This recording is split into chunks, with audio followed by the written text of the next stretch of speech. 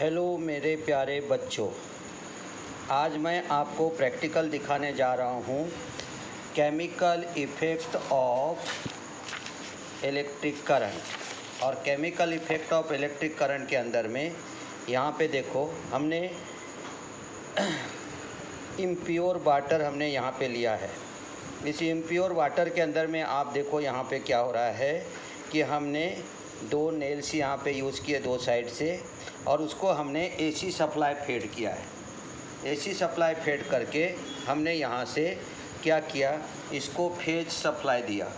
आप देखो हम आपको दिखाते हैं, यहाँ पे हमने इसको फेज सप्लाई दिया है।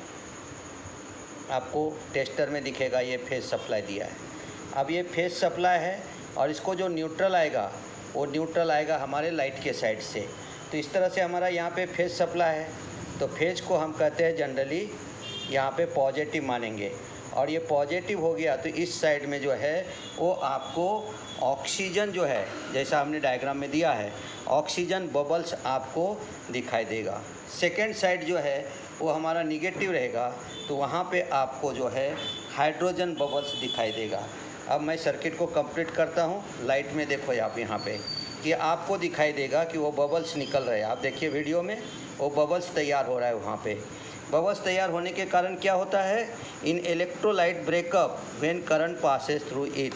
यहाँ पे इलेक्ट्रोलाइट जो है वो ब्रेकअप हो जाता दोनों बबल्स के कारण, और वो ब्रेकअप होने के कारण ही केमिकल में से इलेक्ट्रिक करंट पास होता है। जैसे हमारा वाटर है उसमें H2O है, H2O है तो हमारा हाइड्रोजन और ऑक्सीजन है। तो हमारा जो न्यूट्रल साइड है यानी निगेटिव साइड है, लाइट के साइड में जो है वहाँ पे तैयार होता है हमारा क्या, वहाँ पे तैयार होगा आपको ऑक्सीजन, वहाँ पे तैयार हो जाएगा निगेटिव साइड में आपको हाइड्रोजन बबल्स। लेकिन जो पॉजिटिव साइड है यानी जो फेज है जहाँ पे टेस्टर लग रहा था, वहाँ पे तैयार हो जाता है हमारा ऑक्सीजन बबल्स। और इस तरह से पॉजिटिव साइड में ऑक्सीजन बबल्स और इधर ये आपको बबल्स वहाँ पे दिखाई दे रहे हैं, देखिए आप उसमें। और इस तरह से वो यहाँ पे क्या करता है, वर्क करता है। उसी तरह से अगर मैं अभी एसी सप्लाई पे कर रहा हूँ तो इसकी रजिस्टिविटी रहती है। देखो अभी आपको बबल्स भी दिखाई देते होंगे, दिखाई दे रहा है अभी आपको बबल्स निकलते हुए, देखो वहाँ पे।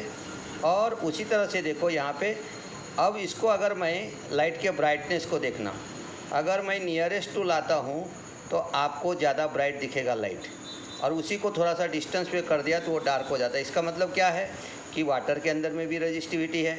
तो ये रजिस्टिविटी पे डिपेंड करेगा कि वो किस तरह से वर्क करेगा। तो इस तरह से हमारा यहाँ पे क्या रहता है, ये केमिकल इफ़ेक्ट हम दिखाने का कोशिश किए हैं एसी सप्लाई पे। अब उसी तरह से देखो अगर हमारा वहाँ पे अभी आप देखो यहाँ पे बबल्स आपको दिखाई देंगे, और दोनों पे हमारा जो है बबल्स पूरा तैयार हो गया है। आप वहाँ पे देखिए ध्यान से, तो इस तरह से वहाँ पे हाइड्रोजन और ऑक्सीजन के बबल्स तैयार हो गए। अब अगर सपोज मैंने यहाँ से प्योर वाटर लिया, प्योर वाटर के अंदर में रजिस्टिविटी बहुत ज़्यादा रहता है, इसलिए जैसे ये लाइट है ना, ये आपको डीम ग्लो होंगे। देखो यहाँ पे अब हम ले लिया, ये सेकंड लिया हमने, और इस वाटर के अंदर में ये प्योर वाटर है, फिल्टर वाटर है। अभी लाइट का कंडीशन देखना है आप, है ना। सेम लाइट हमने दो जगह लगाया था, एक इम्प्योर वाटर में, एक करीब करीब प्योर। एकदम प्योर नहीं, एकदम प्योर तो इंसुलेटर के जैसा बिहेव करेगा। इसके अंदर में हमने लिया, और देखो अब इसको लगाते यहाँ पे लाइट की स्थिति देखना है आपने कि लाइट जो है वो ग्लो होने के लिए भी टाइम लेगा, और वो भी डीम ग्लो होगा। देखो कैसा डीम हो गया, देखो उसको, देखो इसका मतलब इसके अंदर में रजिस्टिविटी बहुत ज़्यादा है। देखो यहाँ पे, इसलिए यहाँ पे मैक्सिमम वोल्टेज वाटर में ही आपका क्या हो गया, आपका वहाँ पे ड्रॉप हो गया, और लाइट को कम वोल्टेज मिल रहा है, इसलिए लाइट हमारी जो है वो वहाँ पे डीम ग्लो हो रहा है। लेकिन इसी चीज़ को अगर हमने, जो हमने आपको पहले दिखाया था, इम्प्योर वाटर है हमारे पास, ये देखो दो बीकर हमने यहाँ पे रखा है, इसमें जैसे ही हम डालेंगे इसको तो आप देखो वहाँ पे कि आपका लाइट जो है फट से ब्राइट ग्लो हो जाएगा। ऐसा क्यों? क्योंकि ये इम्प्योर वाटर है। इम्प्योर वाटर में हम इलेक्ट्रोलाइट को क्या कर सकते हैं, ब्रेकअप कर सकते, और ब्रेकअप कर लेते, इसलिए हमारा लाइट जो है वो फुल्ली ग्लो हो जाता है। लेकिन उसी चीज़ को अगर हमने प्योर वाटर के साथ में देखा तो रजिस्टिविटी बढ़ जाती है, और अगर एक्चुअल में प्योर वाटर है तो इंसुलेटर के जैसा बिहेव करता है, उसमें करंट पास होने का कोई चांस नहीं रहता है। तो इस तरह से हमने आपको यहाँ पे केमिकल इफ़ेक्ट जो है हमारा इलेक्ट्रिक का वो दिखाने का हमने कोशिश किया है। देखो बेटे, दूसरा जो पॉइंट था वह हमारा था वहाँ पे मैग्नेटिक इफ़ेक्ट। मैग्नेटिक इफ़ेक्ट में कल हमने थ्योरी में आपको कॉइल दिखाए थे। देखो यहाँ पे हमने कॉइल लिया, इस कॉइल में जो है वो आपको क्या होता है, मैग्नेटिक लाइन ऑफ फोर्स तैयार होते। मैग्नेटिक लाइन फोर्स के तरह यहाँ पे देखो हमने नेल्स रखे हुए हैं, ये नेल्स इसके अंदर में इस तरह से क्या हो जाएगा, आपको देखो अटैच हो जाएगा इसके अंदर में, इस तरह से नेल्स जो है यहाँ पे अटैच हो जाएगा। अभी आपने देखा होगा अटैच नहीं हुआ, क्यों कि हमने उसको सप्लाई नहीं दिया था। अब देखो मैं इसको ऐसे लगाते हैं और ये तुम्हारे सामने ये सप्लाई हमने इसको टच किया, जैसे ही हमने हैंड से टच करेंगे इसको, ये पूरे नेल्स जो है वो इसके साथ में लग जाएगा। देखो आप यहाँ पे ये देखो, इसको हम टच करेंगे इस तरह से, जैसे ही टच करोगे आपने तो देखो यहाँ पे इस तरह से ये नेल्स लग गया। अब इसको अगर मैं छोड़ता हूँ यहाँ पे, देखो यहाँ पे अब छोड़ता है इसको तो देखना नेल्स नीचे गिरेगा, देखा, इसे कहते हैं हम मैग्नेटिक इफ़ेक्ट। तो हमने कल ये मैग्नेटिक इफ़ेक्ट पढ़ा था। फिर से देखो ये हमारा यहाँ पे कनेक्टर है, मैंने इसको ऐसे टच किया, जैसे टच होगा तो इसमें मैग्नेट तैयार होंगे, ये नेल्स इसमें लटक गए कुछ जो उसका पावर है उसके हिसाब से। जैसे हम इसको छोड़ेंगे सब गिर जाएगा। फिर से एक बार देखो, तो इसको कहते हैं हम कि कॉइल के अंदर में क्या तैयार हुआ, यहाँ पे तैयार हो गया मैग्नेटिक फोर्स ऑफ लाइन, और वो मैग्नेटिक फोर्स ऑफ लाइन तैयार होने के कारण मैग्नेटिक फील्ड तैयार हो गया। अभी देखो पूरे नेल्स आ गए इसके अंदर में, अब जैसे छोड़ूंगा वो नीचे गिर जाएगा।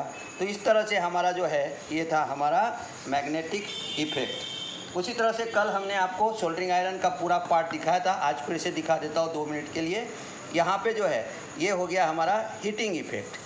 अब हीटिंग इफ़ेक्ट भी हमारा इलेक्ट्रिसिटी का कि आयरन है, इसको हमने सप्लाई दिया, सप्लाई देने के बाद ये जो आयरन है उसके बीट हीट होते हैं। अब देखो हीटिंग इफ़ेक्ट आपको दिखाई देता है।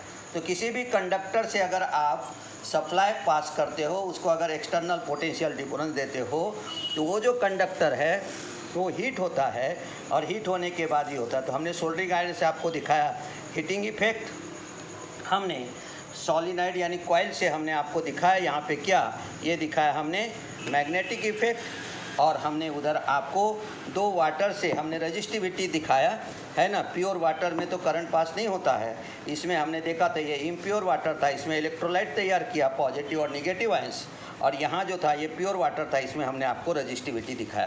तो इस तरह से हम यहाँ पे जो है तीनों प्रैक्टिकल दिखाने का कोशिश किया है। आप इसको समझिए, देखिए, अगर आपको पसंद आया तो उसको देखिए पहले, फिर बाद में उसे लाइक कीजिए, फिर कहीं शेयर कीजिए, और बाद में जा कर के आप जो है वो उसको सब्सक्राइब कीजिए। धन्यवाद। अगर कोई कमेंट्स देना होगा तो आप दे सकते हो कमेंट्स में, और कोई अगर चेंज होगा तो हम चेंज करके भी आपको दिखा सकते हैं। धन्यवाद। मिलते हैं नए सब्जेक्ट के साथ।